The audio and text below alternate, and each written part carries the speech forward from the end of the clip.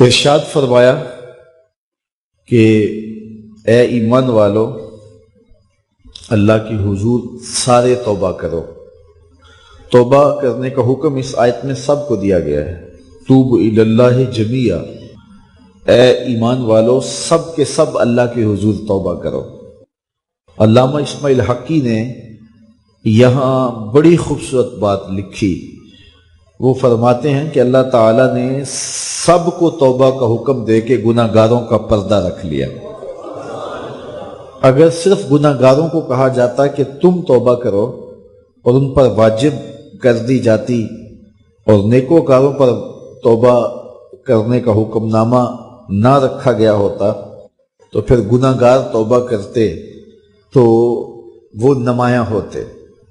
تو یہاں نیکوکاروں کو کہا گیا ہے کہ تم بھی توبہ کرو، بدکاروں کو کہا گیا ہے تم بھی توبہ کرو۔ نیک توبہ کریں گے تو درجے بلند ہوں گے، گناہ گار توبہ کریں گے تو گناہ معاف ہوں گے۔ اور رسول اللہ صلی اللہ علیہ وسلم نے کمال کرم فرمایا، حضور خود ایک دن میں 70 مرتبہ سے زیادہ استغفار کرتے تھے اور حضور نے اپنا عمل لوگوں کے لیے چھوڑا۔ تو اللہ تعالیٰ کی یہ کرم نوازی ہے، اس کی صفت ہے کہ وہ ستار ہے، وہ پردہ پوش ہے اور بندوں کو رسوا نہیں کرتا۔ تو اس طرح اجتماعی طور پہ توبہ کرنے کا اس نے ہمیں حکم دیا۔ توبہ ما قبل کے سارے گناہوں کو مٹا دیتی ہے۔ رسول کریم صلی اللہ علیہ وآلہ وسلم نے ارشاد فرمایا، التائب من الذنب کمن لا ذنب لہ، گناہ سے توبہ کرنے والا ایسا ہوتا ہے جس طرح اس نے گناہ کیا ہوا ہی نہیں ہے، اس کی زندگی پر کوئی گناہ ہے ہی نہیں۔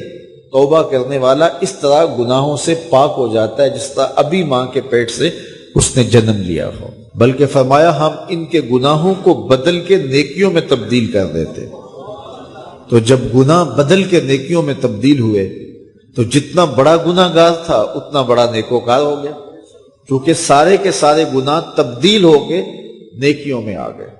حضور علیہ السلام نے ارشاد فرمایا کل قیامت کے دن ایک شخص اللہ کی بارگاہ میں حاضر ہوگا اور اللہ تعالیٰ اس کو نامہ اعمال دے گا اور فرمائے گا اسے پڑھ۔ تو وہ جب اپنے نامہ اعمال کو پڑھنے لگے گا تو جو بڑے بڑے گناہ ہوں گے تو اللہ سے شرم اور حیا کی وجہ سے وہ نہیں پڑھ پائے گا، تو چھوٹے چھوٹے گناہ پڑھتا جائے گا تو بڑے بڑے گناہوں کو نظر انداز کرتا جائے گا، چھوڑتا جائے گا۔ تو جب وہ سارے گناہ پڑھ لے گا تو اللہ تعالیٰ ارشاد فرمائے گا بندے یہ جو تو نے جتنے گناہ پڑھے ہیں نا میں نے سب کو بدل کے نیکیوں میں تبدیل کر دیا۔ تو وہ جھٹ بولے گا اے میرے رب ابھی تو بڑے بڑے گناہ رہتے ہیں، وہ تو میں نے ابھی پڑھے ہی نہیں۔ فَضَحِكَ النَّبِيُّ حَتَّى بَدَتْ أَنْيَابُهُ، حضور اتنا مسکرائے کہ حضور کی داڑھیں نظر آنے لگی۔ کہ پہلے گناہ چھوڑتا جاتا تھا لیکن جب کہا کہ یہ تیرے بدل کے نیکیوں میں تبدیل کر دیے تو وہ کہتا مالک ابھی تو بڑے بڑے میرے گناہ رہتے ہیں، میرے تو ابھی بڑے بڑے گناہ رہتے ہیں۔ تو اللہ تعالیٰ گناہوں کو بدل کے نیکیوں میں تبدیل کرتا ہے، تو جتنا بڑا گناہ گار ہوا اتنا بڑا نیکوکار ہوا، اور یہ اللہ کے لیے کوئی مشکل نہیں ہے۔ وہ سارے گناہوں کو معاف کر دے اس کے لیے کیا مشکل ہے؟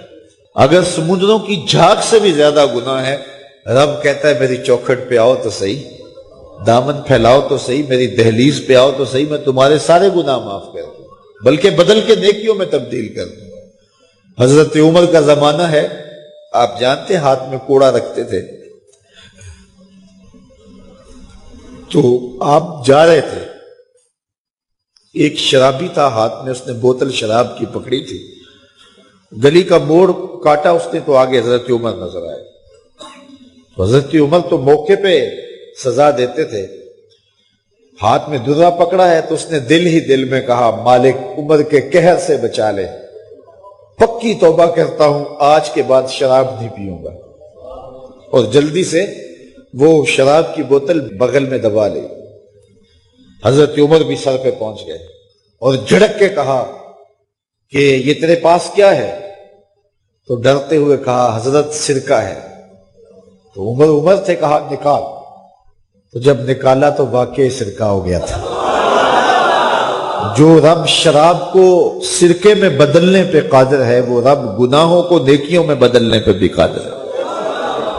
تو اس کے در پہ کوئی آئے تو صحیح، جھولی پھیلائے تو صحیح. ہم تو مائل بکرم ہیں، کوئی سائل ہی نہیں. راہ دکھلائیں کسے، راہ روے منزل ہی نہیں. کوئی اس کی دہلیز پہ تو آئے، اس کی چوکھٹ پہ تو آئے.